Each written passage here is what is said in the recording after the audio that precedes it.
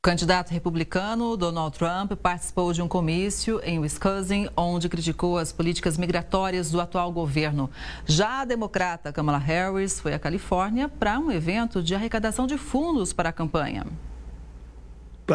Donald Trump voltou a relacionar imigrantes ilegais a crimes violentos que acontecem no país e criticou o atual governo por não impedir que estrangeiros com antecedentes criminais entrem nos Estados Unidos. A visita de Trump acontece em um dos estados considerados chave na disputa presidencial, onde há um grande número de eleitores indecisos. Uma nova pesquisa divulgada pelo jornal The New York Times indica que lá, Trump e a adversária Kamala Harris estão tecnicamente empatados. Pelas redes sociais, Trump comentou o suposto privilégio que o sistema de pesquisas do Google teria dado à candidata Kamala Harris.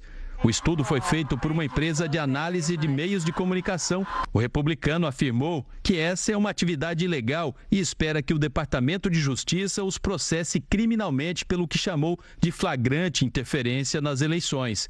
Se não, ele vai pedir o processo nos níveis máximos quando ganhar a eleição.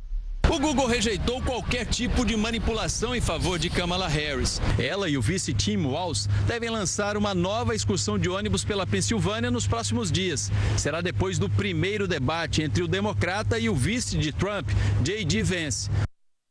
E quem chega para fazer uma análise é o Manuel Furriela, que é mestre em Direito Internacional pela USP. Boa tarde, Furriela. É sempre muito importante contar com a sua análise aqui no Conexão. A gente vê como essa corrida presidencial para a Casa Branca ainda segue indefinida, né? Boa tarde. Totalmente indefinida. E é um ano cheio de percalços. Eu nunca vi um ano com tantas questões envolvendo uma eleição americana. Então, imagina só. Um dos candidatos com várias questões judiciais, até mesmo já condenações, e continua com a sua candidatura levada à frente, que é o caso de Donald Trump. Joe Biden, que já se sabia que não tinha saúde, ou já estava com uma saúde precária para continuar a candidatura, insistiu em levá-la até os 45 minutos do segundo tempo, acabou desistindo. Donald Trump sofrendo um atentado, como nós observamos. Kamala Harris tendo que entrar no jogo para o qual ela não tinha se preparado, ela não foi uma vice que se preparou para esta candidatura, porque Joe Biden continuou levando a sua candidatura à frente. Então, são muitos episódios e outros que a gente possa mencionar, inclusive envolvendo o filho de Joe Biden, também tem algumas questões judiciais importantes. Então, é um ano realmente atípico em relação a candidaturas presidenciais, em relação a essa corrida. E o que a gente observa é que, em um primeiro momento, Donald Trump começou muito bem a sua candidatura. Quando ele sofreu o atentado, parecia que a partir dali ele já teria ou sairia vitorioso da eleição presidencial. Kamala Harris entrou como uma grande novidade. De largada também começou muito bem, até mesmo alguns pontos acima de Donald Trump. E agora, em alguns estados, Donald Trump reverteu. Então, nós não temos nenhuma pista, até agora, de qual dos dois tem mais chance de vencer.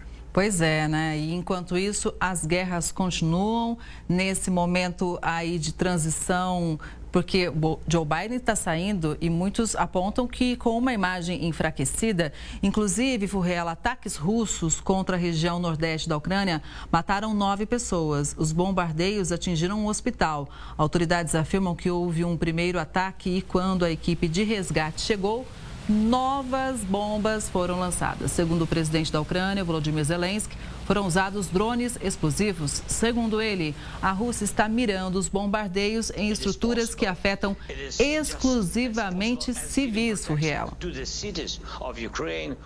Realmente, esse é um outro ponto que não só é um ponto de fraqueza, um problema para Joe Biden, a questão das guerras, a questão de política externa. Ele teve uma desocupação atabalhoada do Afeganistão, começaram ali os seus problemas. Há a questão de Israel com os palestinos, onde os Estados Unidos também não estão conseguindo se posicionar bem. E mesmo com tanto apoio europeu e americano, a Ucrânia ela tem resistido à ocupação russa, mas não tem conseguido virar o jogo, ou seja, desocupar o seu território. Então, esse também é um problema. E o que a gente observa são duas mudanças de estratégia. Uma russa, que já aconteceu, que primeiramente a Rússia invadiu ou ocupou a Ucrânia para impedi-la de ingressar na OTAN. Agora a Rússia mudou seus objetivos, ela tem pretensões territoriais.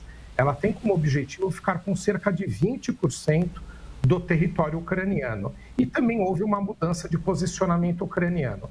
Ao invés somente de resistir à ocupação, decidiu invadir e ocupar parte do território russo para uma futura barganha. É este o momento que vivemos, só que tem um ponto principal: nenhuma chance, nenhuma perspectiva de acordo de paz, mesmo com agora entrando China, Brasil e outros membros dos BRICS no jogo para tentar fazer essa composição. Exatamente, né? O Zelensky, inclusive, criticou, né? Disse que esses termos seriam como rendição e não um acordo de paz. Vamos seguir acompanhando, contando sempre com a sua análise, Porrella. Muito obrigada, uma boa tarde, até a próxima. Uma ótima semana a todos. Igualmente.